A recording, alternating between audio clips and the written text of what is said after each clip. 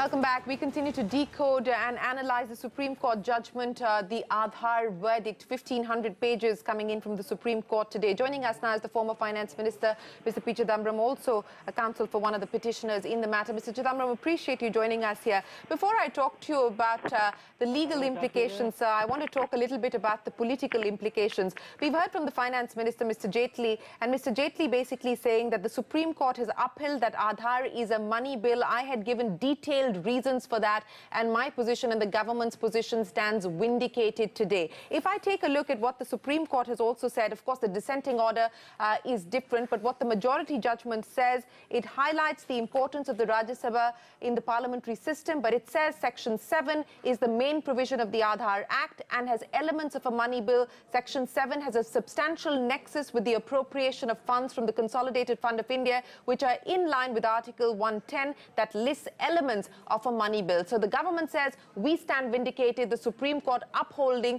the money bill route. I wish your questions were short so that the viewers will understand the answer. We did not question Section 7. We said if Section 7 had stood alone, it would satisfy Article 110. But there were three other sections which were suspect sections. Now, I think the Supreme Court showed great judicial forbearance and thus saved the government from a major embarrassment. Two sections were read down. One section was struck down. That's how the suspect sections did not invalidate the bill. If the three suspect sections had remained there as they were intended to remain there by the government, the bill was clearly not a money bill, and they passed it as a money bill by a sleight of hand. It was a gross misadventure. The Supreme Court has saved the government major embarrassment by reading down two sections and striking down one section. I'm amazed that the Finance Minister should focus on Section 7 and not focus on the three sections which were challenged as making a bill not a money bill. Yeah, on the sections that were challenged, and again, the Finance Minister's comments on that, while he's not specifically talking about, or at least he doesn't specifically mention which section he speaks of, let me quote to you what he says. He says that there are 2-3 prohibited areas. Need to understand, are these totally prohibited or a legal battle is needed?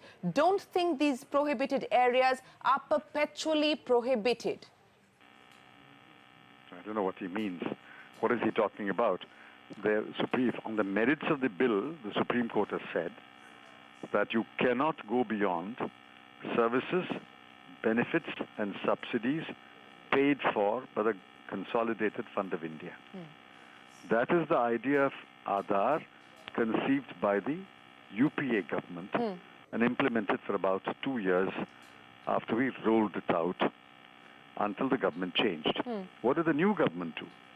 The new government went far beyond subsidies, benefits and services. They applied it to mobile telephone. They applied it to bank account. They applied it to school admissions. And I think they were contemplating applying it to train reservations, airline reservations, whatnot.